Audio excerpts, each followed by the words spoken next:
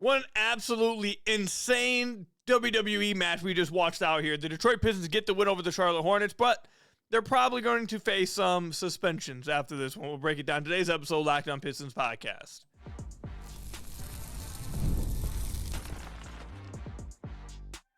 You are Locked On Pistons, your daily Detroit Pistons podcast. Part of the Locked On Podcast Network, your team every day. What's the deal? Welcome back to another episode of the Locked On Pistons podcast. Per usual, I'm your host, Khahil. I've been covering the Detroit Pistons for the last 4 years for the Locked On Network, been a credentialed media member over the last 3 years. And I appreciate all of you guys who make Locked On Pistons your first listen of every single day. We are free and available on all your podcast platforms. If you haven't already, head to the YouTube channel at Locked On Pistons. Hit that subscribe button or leave us a 5-star review on whatever podcast platform you're listening to this on. That's another great way to support the podcast. Later on, we will discuss how well Cade played and helped close the deal here against Charlotte. And if you happen to miss this game, if this was the one game you decided to miss out on all year, you missed one. you definitely missed something. But you'll understand why we're not starting with something like that in just a moment. Even later on in the podcast, we'll talk about how this hasn't been the greatest start for Kevin Huerter. But we got to start here, man. This was the most wild game I've seen the Pistons play all year. What an absolutely insane game we just witnessed. There was 5 ejections in this game. 5. A full-on fight, a full-on brawl broke out in the middle of this game with the Pistons and the Hornets. This was crazy. This was absolutely crazy. In the middle of this game, Jalen Duren gets the ball around the paint. He goes up for a shot. He gets fouled by Moussa Diabate, right? They get in each other's faces. Now, some are saying that they bumped foreheads, that Diabate was headbutting Duren. All I know is that once they got face to face, Duren full hand palmed his face and pushed it away. Now, before we go even further with this, I just want to make this clear. When it first happened, I was like, my initial response, I tweeted out, I said, Diabate responding how he did and reacting how he did was absolutely insane. We're about to get into what happened if you missed it. But after rewatching it and seeing what I would be sitting here lying to you guys if I thought that maybe I wouldn't also freak out if someone full hand palmed my face and had one finger almost in my eye and his thumb in my mouth. Like, I probably would have spazzed too. Let's just be real. I probably would have lost it too. But after Duren did that, Diabate just absolutely lost his stuff. Lost it. Tried to punch Duren multiple times, multiple swings at Duren, had security guards pulling him back, teammates pulling him back, coaches pulling him back. Like, this was just as bad as Stu going after LeBron. Now, Stu got a little more attempts at it, but Diabate was just as bad. It was taking the whole team to hold him back. Swinging. It looked like he might have got one of his own coaches on accident. Like, just nonstop swinging. And then as they're starting to push people away, Diabate is on the bench, on like one of the fan seats, being held down to the seats by his coaching staff. He's pushing them away, still trying to get to Duren. Like, this dude for a full 10 straight minutes, I kid you not, was trying his hardest to go after Duren and hurt this dude. Like, he was trying to hurt Duren. He maybe took about 10 plus swings in like 10 minutes. This dude he lost it. He lost all composure. It was a crash out of the century. And then as that is going on, Duren's starting to back up.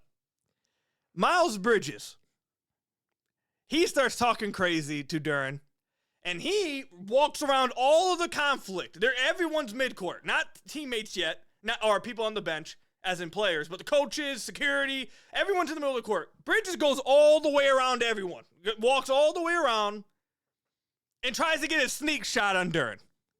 Now, Duren, cat reflexes, Duren, you got my respect, you feel me? You dodged about three punches out there. He was out there bobbing and weaving like Muhammad Ali, man. He was bobbing and weaving out there. Bridges takes a swing. Duren dodges out the way. Ducks it. So after that, Bridges points at him and is like, yeah, I almost had you, something like that. And then out of nowhere, WWE entrance, John Cena theme music goes off. All of a sudden, you got Isaiah Stewart running down the ramp, fireworks going off behind him, and he goes sprinting off the bench. He wasn't in the game. He wasn't on the court. As soon as he saw Bridges try to get this sneak shot, this man Stu came running in like Rey Mysterio entering in the Royal Rumble at 26, just completely losing his mind, goes after Bridges, grabs him, looks like he gets a few swings down at him, trying to hammer fist him damn near. Like, it was, like, this stuff, I could not open up this podcast and not even talk about the game, because this went on for like 10 to 15 minutes. There was fight after fight after fight after fight. You got Stu going at it. They had to separate them two. Stu looks like he just got through a brawl. Cade's trying to get them to the bench. After Stu came on, you guys remember last time Stu did this with LeBron, Cade was playing O-line. You go rewatch the video. Now we got Asar trying to play O-line, blocking Stu, and he took about 10 seconds to do it. Again, want to make this clear, by the way, while all this is happening, Moussa Diabate is still being held back on the opposite end of the floor, needing to be calmed down. He's still trying to leave and go after Duren. This dude was in the entrance tunnel, still being held back by 5 security guards, and they still couldn't get him to go to the locker room. He's already in the tunnel. He's still struggling to get into the locker room. So all this is happening. They get Stu and Duren to the bench. And these dudes are still so angry about what's happening. I saw Duren put his finger in Cade's face. I saw Stu tell Cade to get it out of his face. Like, the tensions had reached such historically high levels. This was the most insane game I have seen. I could not believe what just happened in this game.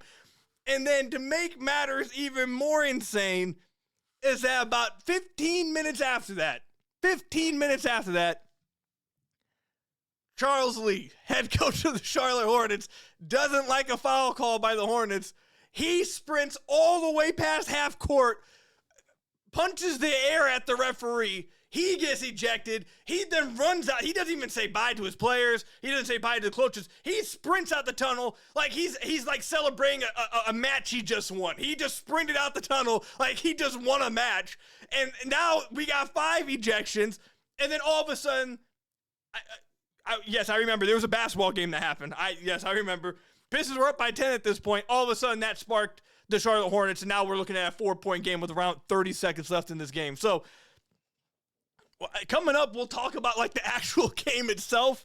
But, like, dude, that was absolutely insane. I was looking forward to this game, too, because Charlotte's been playing very well.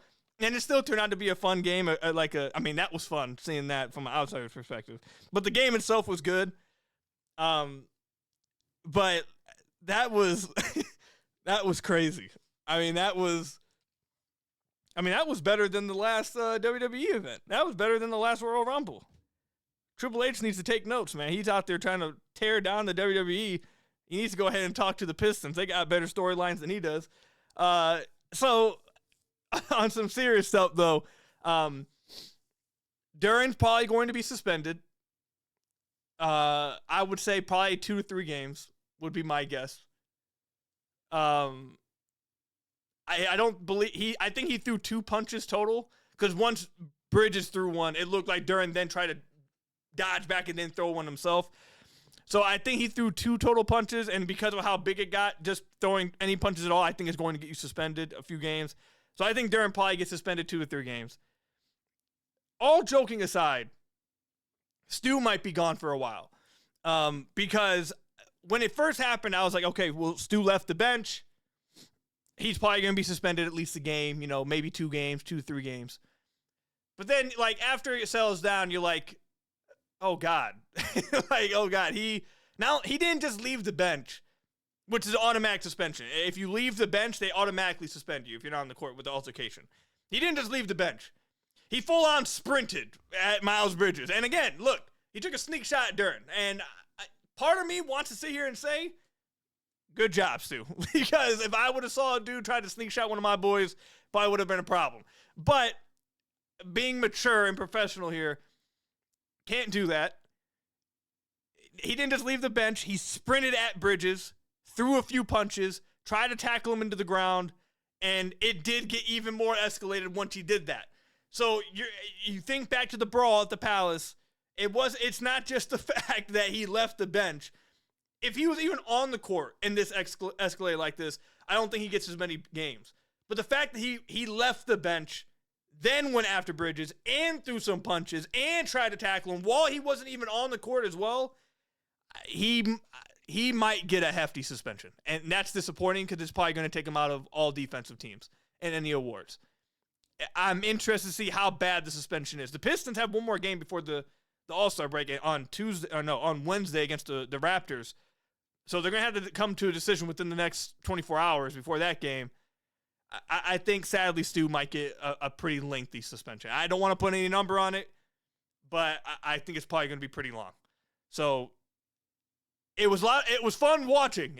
I was in the bed like, whoa, what's going, dude? Whoa! Like it was crazy. But putting all that aside and being professional, mature about it, it's probably going to hurt the Pistons quite a bit because I think Stu's going to be gone for a minute. And then Duren is also going to miss a few games, I think. And we'll talk about Paul Reed coming up. He was tremendous. But if he's the only big the Pistons got, it might spell some trouble. So let me know, comment section down below, what your guys' reaction was to this brawl, to this fight that just went down.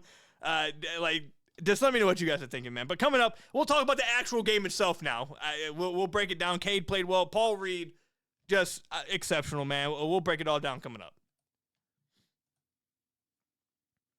Today's episode is brought to you by ZocDoc. Finding a doctor you actually like can feel like discovering a diamond in the rough. Sure, you want someone who's in-network, nearby, and has availability, but you also want a doctor who listens and makes you feel comfortable and explains things clearly. That kind of doctor exists. And finding them is easy with ZocDoc. ZocDoc is a free app and website that helps you find and book high-quality in-network doctors so you can find someone you love without all the hassle. We're talking about booking in-network appointments with more than 150,000 providers across all 50 states, covering over 200 specialties from primary care and dentistry to dermatology and eye care. You can also read verified patient reviews so you feel confident choosing a doctor that you'll actually like. And whether you want to go in person or do a video visit, ZocDoc makes it easy either way. Stop putting off those doctor's appointments and go to ZocDoc.com/LockedOnNBA to find and instantly book a doctor you love today. That's ZocDoc.com/LockedOnNBA, ZocDoc.com/LockedOnNBA. Thanks to ZocDoc for sponsoring this message. Now I've got to tell you guys about another one of our sponsors. This one is Wayfair. The new year is here, and it's the perfect time to reset your routine and refresh your space. If you're spending more time at home, you might as well love how it looks and feels. That's why you should turn to Wayfair. It's a one-stop shop for getting your home back on track. From bedding and mattresses to storage solutions for every room, Wayfair makes it easy to start the year fresh. Wayfair has everything you need for a full home refresh all in one place. Whether you're updating your living room, organizing your space, or upgrading your work-from-home setup, Wayfair's huge selection makes it easy to find exactly what you want that works for your style and budget. And honestly, made getting back into a routine this year feel a lot more manageable for me and my wife.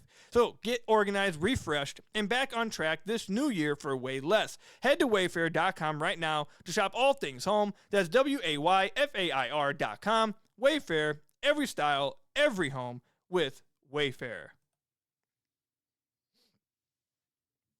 So I want to thank you guys again for making Locked On Pistons your first listen of every single day. We are free and available on all your podcast platforms. If you haven't already, head to the YouTube channel at Locked On Pistons. Hit that subscribe button or leave us a 5-star review on whatever podcast platform you're listening to this on. That's another great way to support the podcast. I want to thank you guys for helping make the Locked On Podcast Network as well, the #1 sports podcast network in America. We appreciate all of your guys' support. But now let's actually talk about the basketball game. No more fights. Let's just talk about the basketball game. Once the fights happened, the Pistons, they won, by the way. I probably didn't mention in the first segment, but they won 110-104. Once Duren and Stu got ejected, that called upon Paul Reed. And guys, this dude, Paul Reed, man.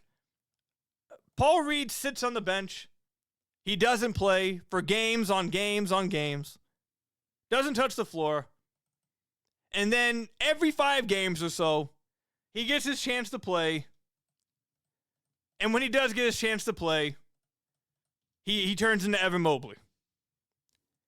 I mean, every time this dude touches the floor, all of a sudden he turns into Evan Mobley, dominates the game, and then he doesn't play again for 2 weeks. Then he'll come back, he'll look like Evan Mobley again, then doesn't play again for 2 weeks. Like, this dude, forget third string big man. I need someone to name me a better third stringer in the NBA.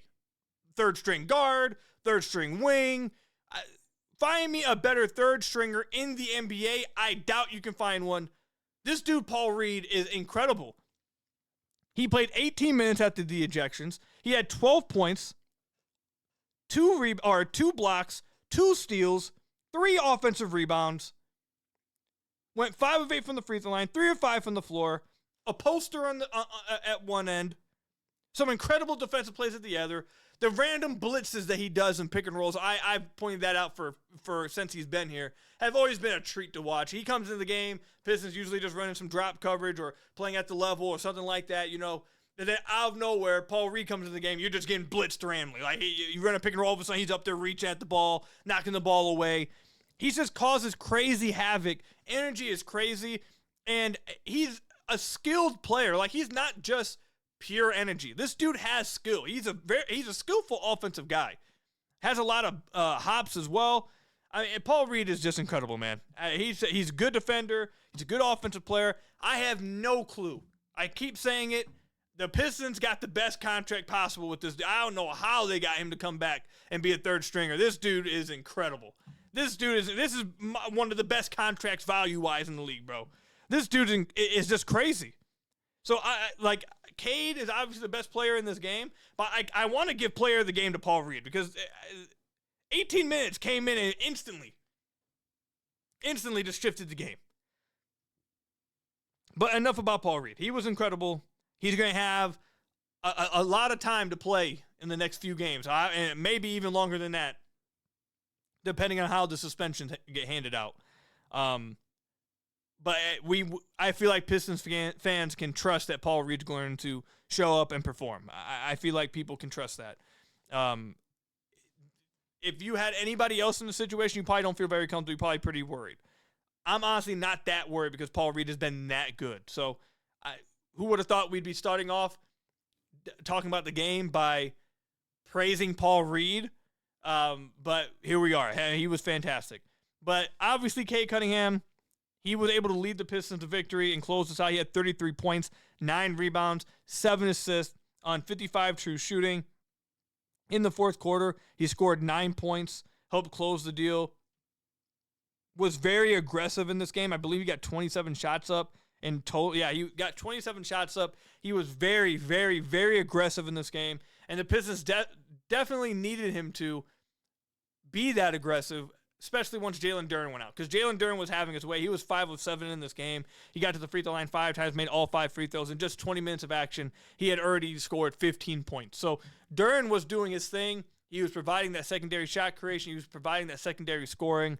And once he went out, Cade realized it and said, hey, this is my time. I have to lead this team. I have to start being more aggressive, even more aggressive than I usually am. And he did that, and he was able to lead the Pistons to victory. He played incredible. One of the things I wanted to point out, though, with Cade is that you guys remember on the podcast for years, I begged and begged Cade to please utilize the low gather rip through. Gather the ball low and then rip through up on drives, and that you would draw so many fouls from doing that because guys are going to see the ball, they reach down, and you can just rip through and draw fouls. That's how all the elite foul drawers in the NBA do it. James Harden, SGA, Luka, whoever you want to name. Like, these guys, they are amazing at utilizing these gathers to rip through and get people's contact on their arms from reaching down with the ball.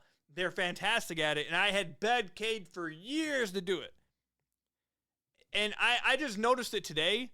We were watching the game, and I'm like, Cade's basically doing that all the time now, and I haven't mentioned it on the podcast. Like, I've kind of just accepted the fact that, like, this is part of his game now this year. Like, he's drawing free throws at a career-high rate this year, and we talked about it briefly at the very beginning of the year, but ever since then, I kind of have just, like, let it go by. Like, he's averaging 7.1 free throw attempts a game, and a lot of it is due to him being way more craftier as a driver now. Like he's taken a lot more physicality at the rim. He is getting a better benefit of the whistle from the refs because of his stature in the league now. That I do notice that. But he also is just being way more clever. He's, as soon as he feels a little bump, he's doing the little fly off the bump and just throw the ball at the rim. Like, I know people don't like it, but it helps you get free throws, bro. Like, it is what it is.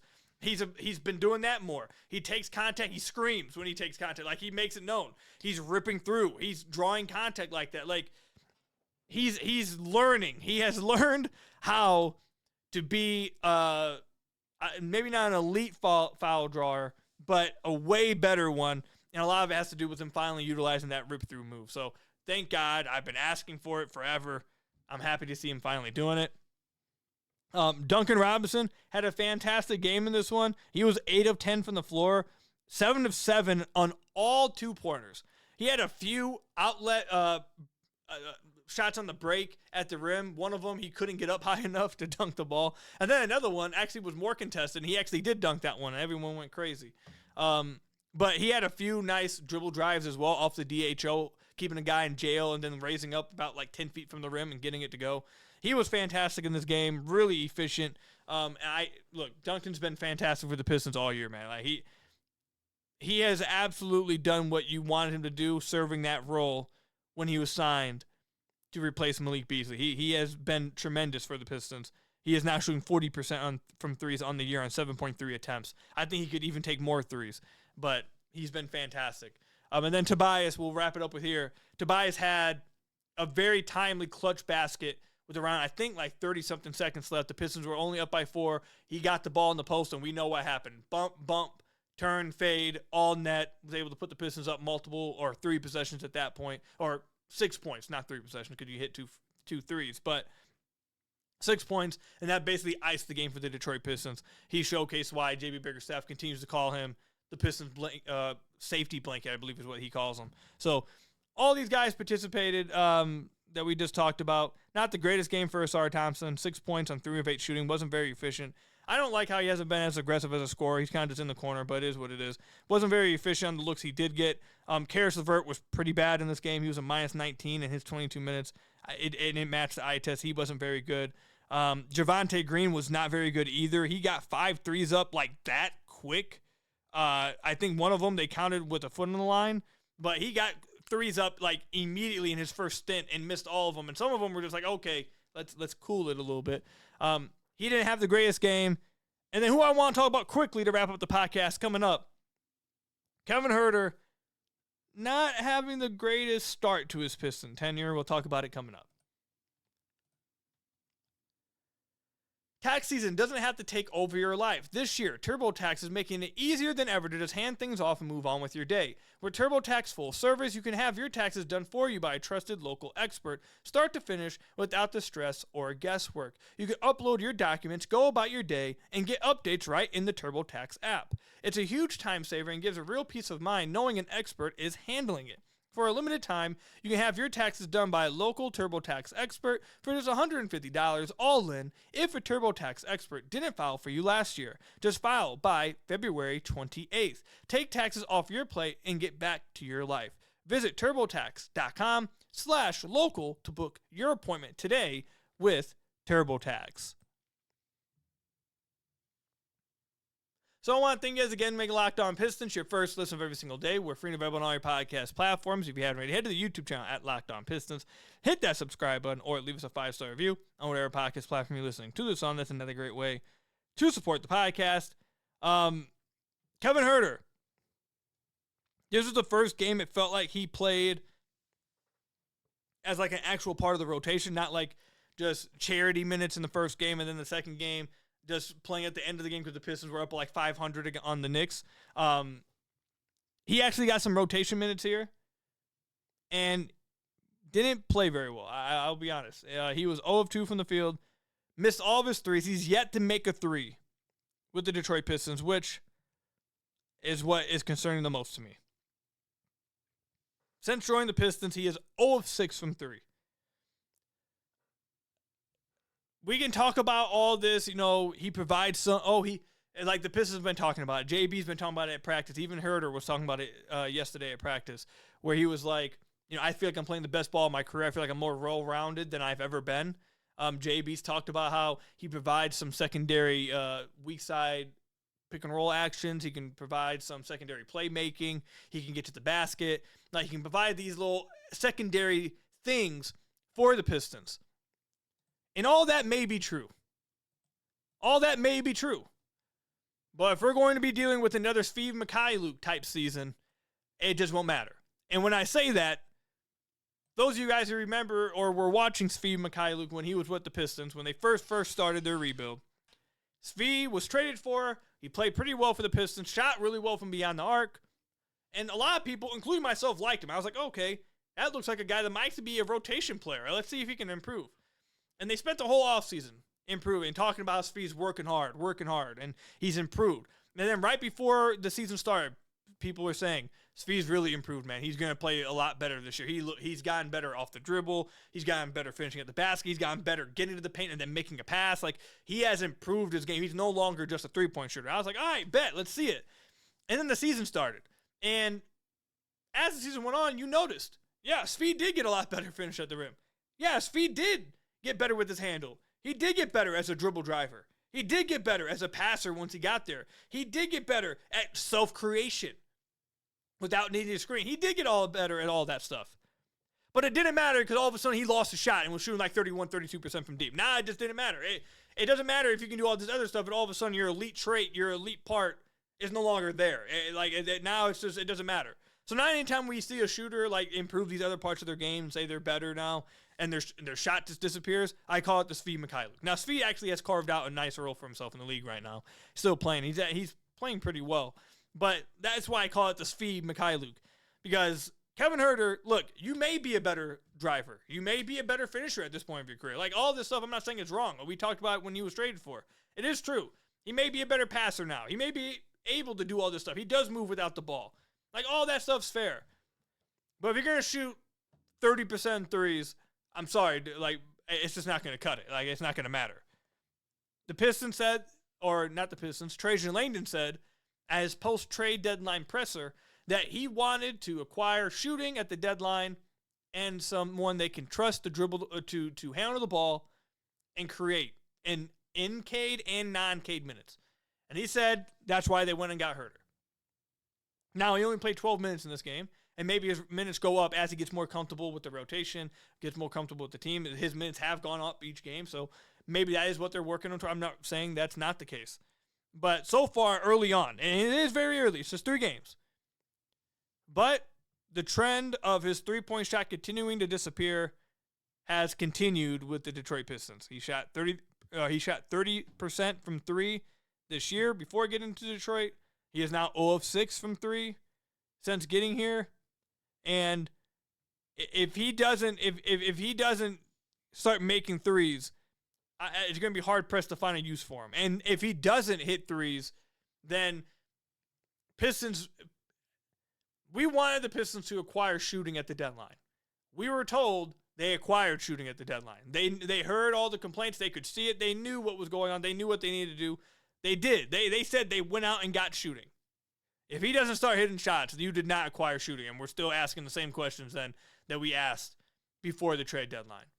Like, there was a lineup that they played for a brief second where, like, the idea of it sounds super dope. Not going to lie to you.